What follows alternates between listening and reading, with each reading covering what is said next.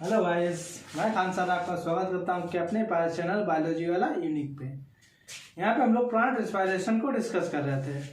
Last video में हम लोगों ने आपका इलेक्ट्रॉन ट्रांसपोर्ट सिस्टम को डिस्कस किया था और वहाँ पे देखा था कि कैसे एटीपी की सिंथेसिस होती है। इलेक्ट्रॉन ट्रांसपोर्ट सिस्टम में हम लोगों ने देखा था कि वहाँ पे 5 कॉम्प्लेक्स आपका फंक्शन कर रहे थे, जिसमें आपका जो आपका 5th कॉम्प्लेक्स है वो क्या कर रहा था, आपका एटीपी की सिंथेसिस कर रहा था। तो हम लोगों ने देखा कि जो आपका रेस्पिरेशन को हम लोगों ने यहाँ पे लगभग खत्म कर लिया है। रेस्पिरेशन में हम लोगों ने एक ग्लूकोज का मॉलिक्यूल लिया था एज ए सबस्ट्रेट, जिसको हम लोगों ने तोड़ा था और उससे क्या किया था, उससे एटीपी जनरेट हुए थे। तो हम लोग आज देखेंगे कि कैसे स्टेप बाय स्टेप हमने ग्लूकोज को तोड़ा और वहाँ पे हमें किस स्टेप में कितनी एटीपी का फायदा हुआ या कितनी एटीपी मिली।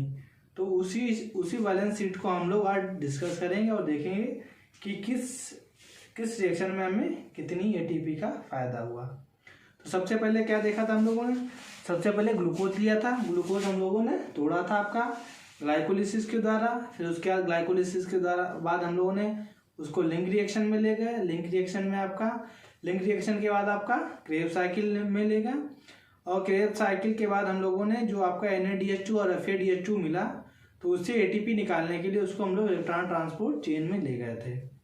तो वहीं आज हम लोग सारी स्टेप्स को देखेंगे और देखेंगे कि सिस्टम में क्या मिला। सबसे पहले क्या हुआ था, ग्लाइकोलिसिस हुई थी। ग्लाइकोलिसिस में क्या हुआ था, ग्लूकोज का पार्शियल ब्रेकडाउन हुआ था और ग्लूकोज का जो पार्शियल ब्रेकडाउन होने के बाद ग्लूकोज आपका पायरुविक एसिड में टूटा था। ग्लूकोज आपका 6 कार्बन का कंपाउंड था, जबकि उससे 6 कार्बन के कंपाउंड से हमें पायरुविक एसिड के 2 मॉलिक्यूल मिले थे। और वहाँ पे हमें क्या मिला था, वहाँ पे 2 ATP का हमें नेट गेन हुआ था। क्या हुआ था, 2 ATP हमें डायरेक्ट मिली थी।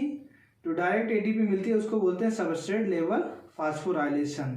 ठीक, तो 2 ATP हमें सबस्ट्रेट लेवल फास्फोराइलेशन से मिली थी ग्लाइकोलिसिस में, प्लस 2 NADH मिला था। एरोबिक रेस्पिरेशन की हम लोग बात कर रहे हैं। ओके, 2 NADH मिला था। 1 NADH आपका क्या होता है, 1 NADH से आपका 3 ATP मिलती है।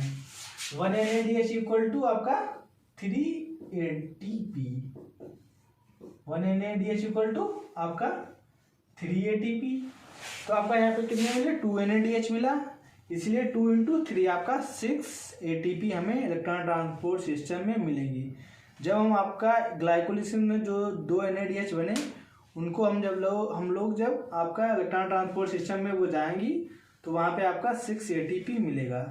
तो ग्लाइकोलिसिस से टोटल हमें 8 ATP का फायदा होता है अगर क्या होता है, एरोबिक रेस्पिरेशन हो रहा है। 2 ATP हमें डायरेक्ट मिल रही है, जबकि आपका 6 ATP हमें इलेक्ट्रॉन ट्रांसपोर्ट चेन में ले जाने पे मिल रही है। 6 ATP किससे निकल रही है, 2 NADH से। तो ग्लाइकोलिसिस में आपका टोटल 8 ATP मिली। 2 ATP सबस्ट्रेट लेवल फास्फोराइलेशन से मिली और 2 ATP आपका NADH से मिली। उसके बाद देखते हैं ग्लाइकोलिसिस के बाद आपका क्या हुई थी, लिंक रिएक्शन हुई थी। लिंक रिएक्शन में क्या हुआ था, आपका जो आपका पायरुविक एसिड है वो एस्टर कोएंजाइम में चेंज हुआ था। तो उसमें क्या हुआ था, उसमें आपका कोई भी डायरेक्ट ATP हमें नहीं मिला था, केवल उसमें 2 NADH मिला था। ओके, तो जो 2 NADH मिला था उसको हम लोग कहाँ ले गए, इलेक्ट्रॉन ट्रांसपोर्ट चेन में ले गए। वहाँ पे हम लोगों ने जो 1 NADH से 3 ATP मिल रहा है, तो 2 NADH से आपका 6 ATP मिले। तो लिंक रिएक्शन से आपका 6 ATP मिले। कब मिले, जब हम लोग इलेक्ट्रॉन ट्रांसपोर्ट चेन में ले गए। आपका ग्लाइकोलिसिस से टोटल 8 ATP मिले। ओके, 2 डायरेक्ट मिले प्लस 2 आपका जो है NADH से मिले। हम लोग देखते हैं क्रेब्स साइकिल में जहाँ सबसे ज़्यादा हमें फ़ायदा हुआ है। लिंक रिएक्शन के बाद आपका क्या होती है, क्रेब्स साइकिल होती है। क्रेब्स साइकिल कहाँ होती है, आपकी माइटोकॉन्ड्रिया के मैट्रिक्स में हो रही है, वहीं पे आपकी लिंक रिएक्शन भी हो रही है। सब हम पहले डिस्कस कर चुके हैं। अब क्रेब्स साइकिल में देखते हैं 2 ATP तो हमें मिलती है डायरेक्ट ATP मिलती है किसके द्वारा, आपका सबस्ट्रेट लेवल फास्फोराइलेशन से। और क्या मिलता है आपका, 2 FADH2 मिलता है प्लस 6 NADH मिलता है। क्रेब्स साइकिल की दो साइकिलें चलती हैं, क्योंकि आपका जो एस्टर कोएंजाइम है वो 2 मॉलिक्यूल बनते हैं। ओके, तो एक में आपका 1 FADH2 मिला था, 2 साइकिल में 2 FADH2 मिले थे। ओके, और हमें क्या मिला था, यहाँ पे डायरेक्टली 2 ATP का फायदा होता है। सबस्ट्रेट लेवल फास्फोराइलेशन से 2 ATP मिलती है। 2 FADH2 मिले थे और 6 NADH मिला था। एक FADH2 से आपका 2 ATP बनती है, 2 FADH2 से आपका 4 ATP बनेगी। ओके, और हमें क्या मिला, 6 NADH मिला। एक NADH से आपका 3 ATP बनता है, तो आपका 6 NADH से टोटल 18 ATP बनेगी। ओके, तो आपका हम लोगों ने देख लिया कहाँ से क्या बना। ग्लाइकोलिसिस से टोटल 8 ATP मिली, क्रेब साइक्लिंग रिएक्शन से टोटल 6 ATP मिली, और क्रेब साइकिल से आपका 24 ATP मिली। यहाँ पे हम लोग पूरी काउंटिंग कर लेते हैं। 6 + 6 + 4 + 18, 6 × 12 + 4 16 + 18 आपका हो गया 34। डायरेक्टली हमें कितनी मिली, 2 + 2 4, तो 34 + 4 = 38, 34 + 4 = 38। तो हम लोगों ने एक ग्लूकोज के मॉलिक्यूल से 38 ATP मिली। कभी कभी हम लोग देखते हैं कि 38 मिलती हैं और कहीं कहीं बुक्स में 36 लिखा रहता है, तो उसका रीजन होता है। जैसे कहीं पे 38 हमें तो काउंटिंग करने के बाद कितना मिला, 38, लेकिन कई बुक्स में क्या होता है, 38 भी लिखा होता है, 36 भी लिखा होता है। तो उसका रीजन ये होता है कि जो हम लोगों ने आपका ग्लाइकोलिसिस किया था वहाँ पे आपका क्या बना जो 2 NADH बना। इस NADH को हम लोग आपका ग्लाइकोलिसिस कहाँ हो रही है, सेल के साइटोप्लाज्म में हो रही है। क्या है आपका, दिस इज सेल और दिस इज माइटोकॉन्ड्रिया।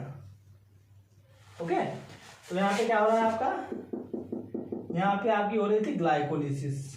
ओके, क्या हो रहा है, सेल के साइटोप्लाज्म में ग्लाइकोलिसिस हो रही, वहां पे आपका क्या बना, NADH बना। तो जो NADH है इसको क्या करना है, इसको जो NADH बना है इसको हमें कहाँ ले जाना है, इलेक्ट्रॉन ट्रांसपोर्ट चेन में ले जाना।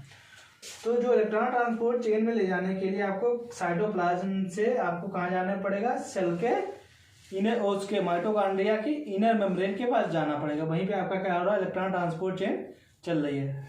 तो NADH को साइटोप्लाज्म से आपका माइटोकॉन्ड्रिया के उसमें ले जाने के लिए, आपके माइटोकॉन्ड्रिया में ले जाने के लिए 2 सिस्टम काम करते हैं। जो NADH बना उसको ग्लाइकोलिसिस में NADH जो बना उसको माइटोकॉन्ड्रिया में ले जाने के लिए 2 सिस्टम वो आपके फंक्शन करते हैं। आपका एक सिस्टम होगा माइलेट एस्पार्टेट सिस्टम और दूसरा होता है आपका glycerol phosphate shuttle system.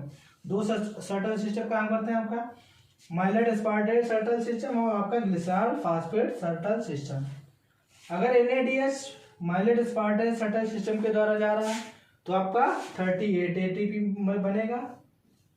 Okay, और अगर ग्लिसरॉल फॉस्फेट शटल सिस्टम के द्वारा जा रहा है तो आपका 36 ATP बनेगी। क्योंकि इस सिस्टम में क्या होता है, इस सिस्टम में NADH को आपका माइटोकॉन्ड्रिया के अंदर ट्रांसफर करने के लिए 2 ATP का लॉस हो जाता है, इसीलिए कभी 36 बनता, कभी आपका 38 ATP बनता है।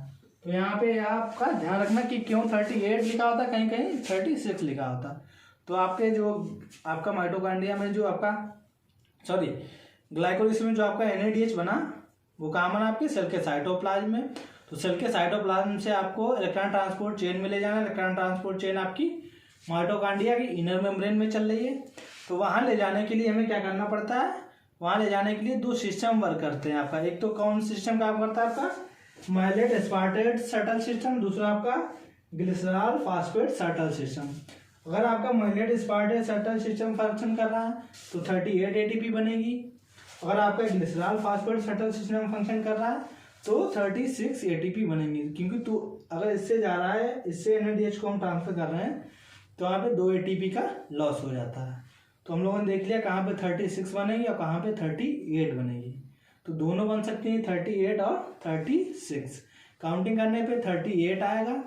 अगर सिस्टम को देखेंगे सिस्टम के द्वारा कैसे जा रही है तो 36 और 38 दोनों बन सकती हैं। ओके, ये दोनों सिस्टम आप लोग ध्यान रखने का, इससे कंफ्यूजन नहीं हो कि कहाँ पे 36 बनी और कहाँ पे 38 बनी। तो हम लोगों ने क्या किया, बैलेंस शीट को डिस्कस कर लिया। एक बार फिर से देखते हैं। ग्लाइकोलिसिस में 2 ATP डायरेक्ट मिली प्लस 6 ATP आपका इलेक्ट्रॉन ट्रांसपोर्ट चेन में ले जाने पे बनी। तो टोटल 8 ATP ग्लाइकोलिसिस से मिली। प्लस लिंक रिएक्शन में आपका डायरेक्ट तो हमें कोई ATP नहीं मिली, केवल 2 NADH मिला। उसको हम लोग कहाँ ले गए, इलेक्ट्रॉन ट्रांसपोर्ट चेन में ले गए, 6 ATP बनी। उसके बाद क्रेब साइकिल में 2 ATP डायरेक्ट बनी प्लस 2 FADH2 बना प्लस 6 NADH2 या NADH बना। एक FADH2 से 2 ATP बनती है, तो 2 FADH2 से आपका 4 ATP बनी, 6 NADH से आपका 18 ATP बनी। ओके, टोटल काउंटिंग की तो इलेक्ट्रॉन ट्रांसपोर्ट सिस्टम के द्वारा आपका 34 बनी और 4 आपका डायरेक्ट बनी, तो कितनी बनी 38 बनी।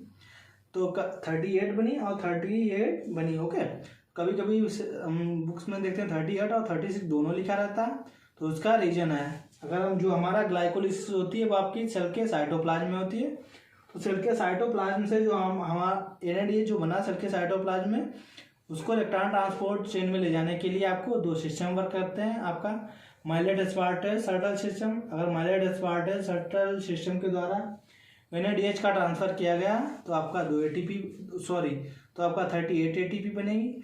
जबकि आपका ग्लिसरॉल फास्फेट शटल सिस्टम के द्वारा अगर ले जाएंगे तो आपका क्या होगा, तो आपका 36 ATP बनेगी, क्योंकि इस सिस्टम के द्वारा NADH को ट्रांसफर करने में 2 ATP का लॉस हो जाता है। तो हम लोगों ने देख लिया कहाँ पे 36 ATP बनी और कहाँ पे 38 ATP बनी। नेक्स्ट वीडियो में हम लोग देखेंगे, तो आज हम लोगों ने जो है वीडियो बैलेंस शीट को डिस्कस कर लिया। नेक्स्ट वीडियो में हम लोग डिस्कस करेंगे कि आपका जो रेस्पिरेटरी जो पाथवे है वो एम्फीबोलिक पाथवे है। ठीक, कैसे वो एम्फीबोलिक पाथवे होता है और कैसे उसमें प्रोटीन, फैट्स या ऑर्गेनिक एसिड वगैरह उसमें किस स्टेज पे आपका पार्टिसिपेट करते हैं, रेस्पिरेशन की किस स्टेज पे आपका पार्टिसिपेट करेंगे। ओके, वो हम लोग नेक्स्ट वीडियो में डिस्कस करेंगे। तो आज के लिए बस इतना ही रखते हैं। अगर वीडियो पसंद आया please like, share and subscribe. Thanks for watching. और कोई भी वीडियो में कोई भी डाउट हो तो प्लीज़ आप कमेंट करके पूछ सकते हैं। ओके, आज के लिए बस इतना ही रखते हैं, मिलते हैं नेक्स्ट वीडियो में।